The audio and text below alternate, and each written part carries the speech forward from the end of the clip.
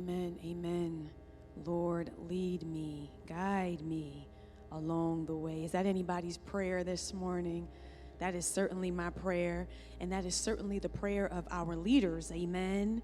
As we lead you, we are depending on God to lead us. That's the way this thing works, amen. Amen. It is my honor, it is my privilege this morning to introduce the Reverend Gregory Bentley to some and to present to others. He is the co-moderator of the 224th General Assembly of the Presbyterian Church USA, and I tell you, we are so very proud of him. Reverend Bentley was baptized and raised in the St. Paul Primitive Baptist Church. He graduated from Pine Hill High School in 1986 and matriculated at Stillman College in Tuscaloosa, Alabama, the only HBCU founded by the Southern Presbyterian Church. During his time at Stillman, he joined the Brown Memorial Presbyterian Church and answered his call to the ministry. In addition to being raised in a Christian home, Reverend Bentley's sense of call was heavily influenced by his college mentor, Dr. C.H. Thomas, a member of the religion faculty and an ordained Presbyterian minister. Dr. Thomas taught him that a minister must have the learning and the burning. I like that, the learning and the burning. Convinced of the importance of seminary training, after receiving the Bachelor of Science degree in biology from Stillman in 1990, he matriculated at the Interdenominational Theological Center in Atlanta, Georgia, from which he received the Master of Divinity degree in 1995. He continued his studies at Auburn University at Montgomery and graduated with the Master of Education degree in 1997. He was ordained at the Northern Heights Presbyterian Church in Selma, Alabama on November 30th, 1997, and led a bivocational career of pastoring and teaching biology and physical science in the public school system until he came to Brown Memorial Presbyterian Church in Tuscaloosa, Alabama in 2001. He was called to the pastorate of the Fellowship Presbyterian Church, also known as the SHIP, in Huntsville, Alabama on January 1st, 2012. Reverend Bentley has served in various capacities in political and civic affairs, including a term as chairman of Minority Affairs for the Tuscaloosa County Democratic Party. He is a member of the leadership Tuscaloosa Goshen Lodge number 530 Prince Hall, and a member of Alpha Phi Alpha Fraternity Incorporated. Reverend Bentley contends the church is a hospital for sinners and not a museum for saints. It is a vanguard and repository of our noblest aspirations, traditions, and values. In addition to the Black church, the Black family, and the Black school must be mission priorities if we are to fully develop our potential as a people. Reverend Bentley enjoys good music from Beethoven to Bessie Smith to BDP to bluegrass. He also likes to read and play chess. He lives in Huntsville with his wife Diane and his daughters Miriam and Johari. Listen, Elmwood family, we are in for a treat. Elmwood leaders, we are in for a treat. All the way from Alabama, let us prepare our hearts and minds to hear what I know will be a blessed word from the Gregory Bentley.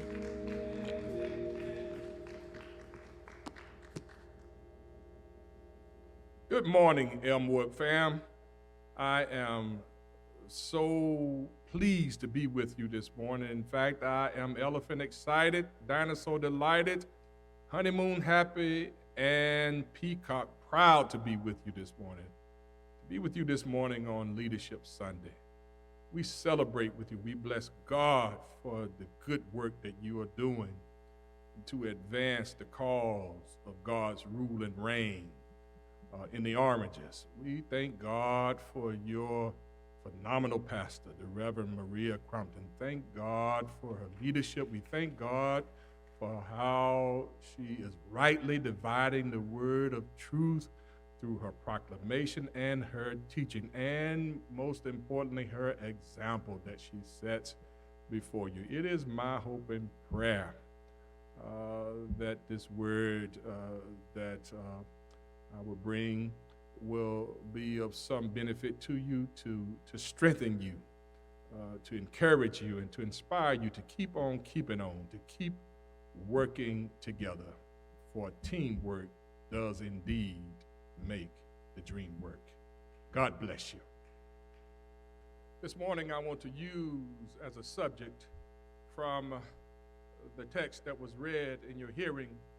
I want to talk about this morning, teamwork makes the dream work.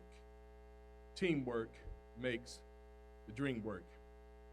Earlier this year at the Proctor Conference, Stacey Abrams talked about the 5 stages of grief.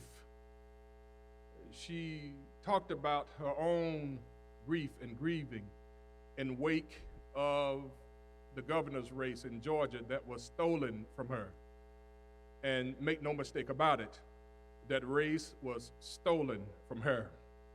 Her opponent, who eventually was named the governor of Georgia, Brian Kemp, was at the time the Secretary of State, the person who is responsible for refereeing, the person who is responsible for ensuring the integrity of elections. How can a person who is running for an office preside over the same election that determines who gets that office? It is problematic on its face, but I digress. Stacey Abrams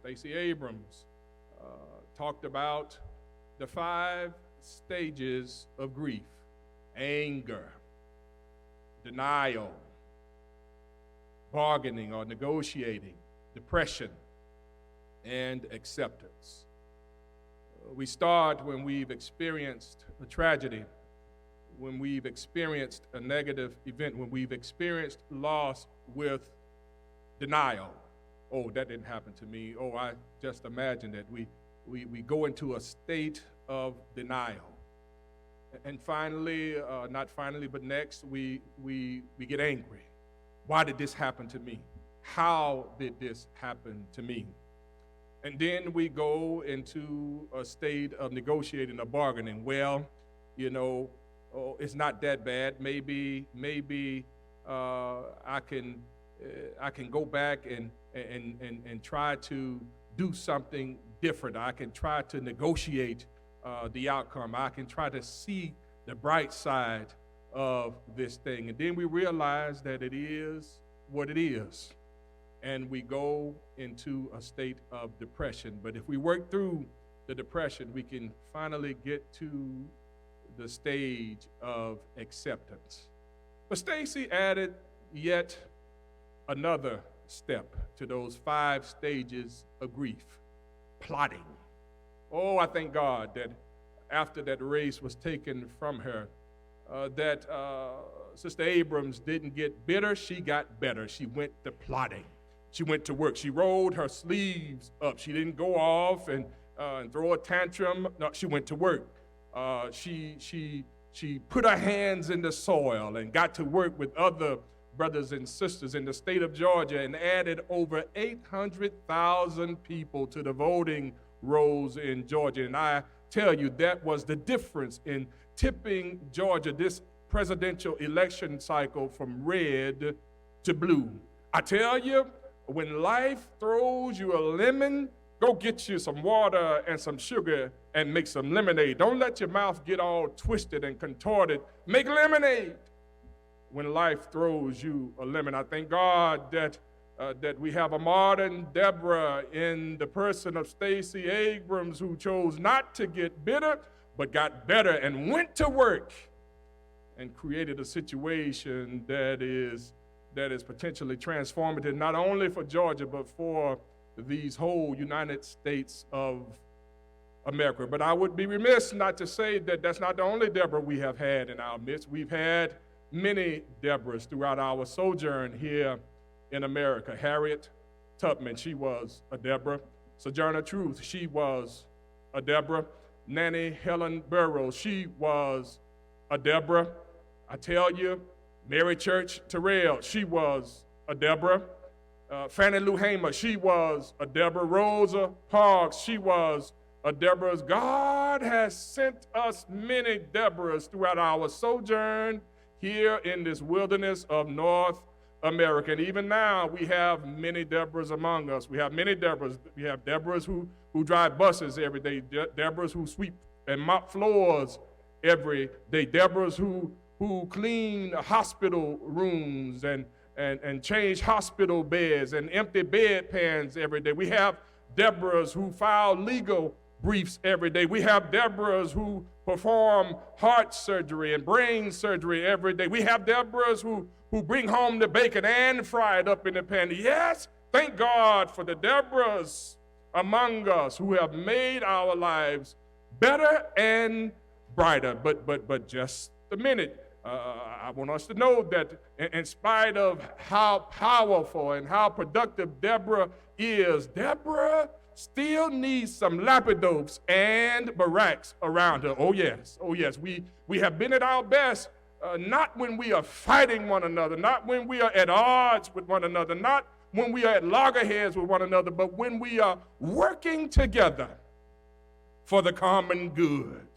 Because Deborah has some strengths that Lapidoth and Barak don't have, and Barak and Lapidoth have some strengths that Deborah doesn't have. We need teamwork in order to make the dream work.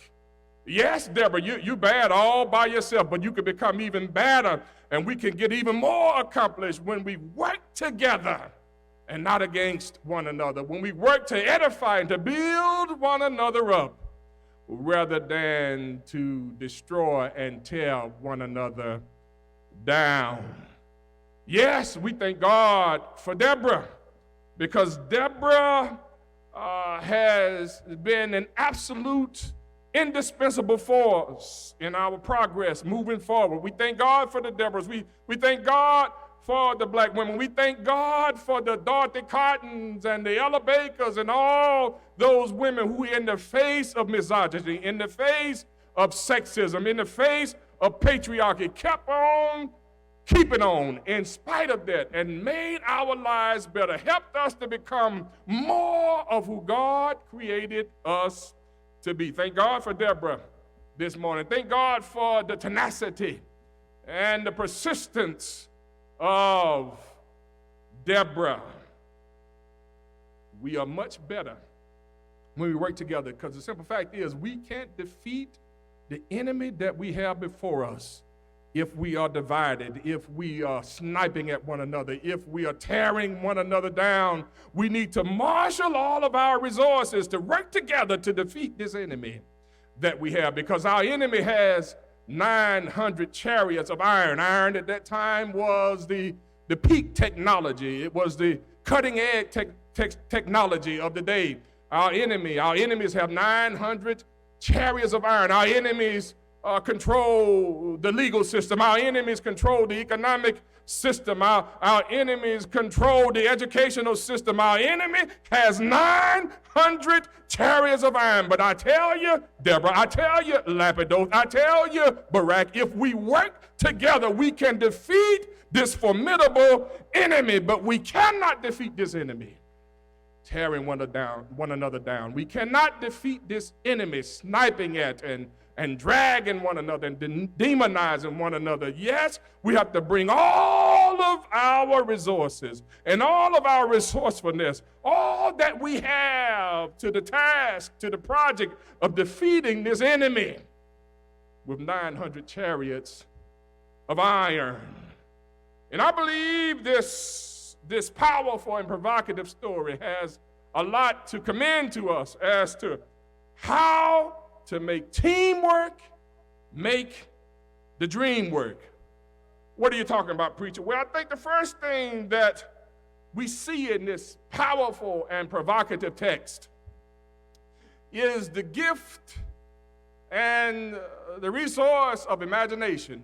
Can we see ourselves being free in spite of the objective evidence to the contrary? Can we see a time when our children are not being harried by day and harassed by night? Can we see a time when we have the conditions which allow each and every one of us to flourish into the fullness of who God created us to be? One of the questions, one of my favorite questions I like when we get ordained in the Presbyterian church is, will you lead the people with energy, imagination, intelligence, and love? I think the greatest of those is imagination. We got to be able to see a different thing. We have to be able to see an alternative reality, one that begins to subvert and turn on its head this death-dealing reality, and one that enables us to love one another and nurture one another and cultivate one another's better angels, to become all that God would have us be. I think that's why Deborah is called a prophet. She is one who stands in the midst of a mess. She's one that stands in the midst of all of this toxicity and all of this carnage, and stands flat-footed and discerns the will of God, who points the way to the future that God has prepared for us. Thank God for Deborah, one who brings a non-anxious presence into our midst, who helps us to hold on, not to give up and not to give out, but to hold out until our change comes. Thank God for the women prophets among us who have known how to channel the Spirit into our midst and to help us to keep on keeping on, to help us to keep our heads up, to help us to embrace and embody our somebodyness in a world that has told us that we ain't nobody. Thank God for the prophetic imagination of Deborah, one who helps us to see a time when we will all be free and to begin to marshal our resources, to bring our thinking, our attitudes, and our behaving in line with that future reality. Thank God for Deborah, the one who sits in our midst and works for the welfare of the whole community. The whole community. Thank God for Deborah. Thank God for prophetic imagination that can see a time when we can defeat this formidable enemy, this enemy that keeps coming at us by day and by night. But God sends us Deborahs to remind us that I'm so glad that trouble don't last always. Thank God for Deborah. But not only do we see the gift of imagination, the gift of evaluation is lifted up as well. Look at what the text says. See, evaluation, sometimes when we find ourselves in a mess, we just got to do a good old SWOT analysis. You know SWOT, S-W-O-T, strengths, weaknesses, opportunities, and threats. We need to just realize that we have all four. We have strengths, we have weaknesses, we have opportunities, and we have threats. But evaluation helps us to begin to learn how to maximize our strengths and our opportunities and minimize our weaknesses and threats. We have to realize no matter how talented we are, no matter how resourceful we are, we all have strengths and weaknesses. But when we work together, when we resolve in our minds to make teamwork, make the dream work, we can minimize our weaknesses and our threats and maximize and optimize our strengths and our opportunities. I love the fact that not much is said about Lapidoth, but there's some things that we can rightly and accurately infer about him. Lapidoth, living in a world of misogyny and sexism and patriarchy, Lapidoth he's comfortable in his own skin. He knows who he is. He doesn't have to try to dominate or diminish Deborah. he can walk beside her and let his wife shine. He can let her shine because he is clear that what Deborah is doing is not only good for Deborah, it's good for him. In fact, it's good for the whole community. When we try to strangle, when we try to diminish, when we try to demean and destroy our women, we are in fact destroying ourselves. We have to let Deborah shine, because when Deborah shines, the whole community benefits. Lapidov is a brother who is comfortable in his own skin. He's comfortable in his own masculinity. And that's another thing I want us to know, that neither masculinity nor femininity is necessarily bad, is that when we don't see the value in both of them. Because not only do we need masculinity, we need femininity. And yes, brothers, we need masculinity and femininity within ourselves. We need to know how to be ferocious when it's required, but we need to also know how to be caring and to be loving and to cultivate and to be soft when it's required. We need to learn how to do both as the context and the situation and the circumstances demand. We need to know how to do a proper evaluation of what we have, because we're up against a formidable enemy, an enemy that is relentless, an enemy that never sleeps, an enemy that is always conspiring, always plotting how to put us in a bad and even worse situation. That's why we got to work on teamwork in order to make the dream work. And notice what happens when we do a proper evaluation. Now we can have cooperation. Notice what Barak tells Deborah when she tells him what his task is. He said, yeah, I hear you, but I ain't going without you. I know that God has God's hands upon you. I need you to go. I need your wisdom. I need your wherewithal. I need you to come with me, because I know that you are a master strategist, organizer, and visionary. I'll go if you go with me. Oh, what a wonderful attitude to have.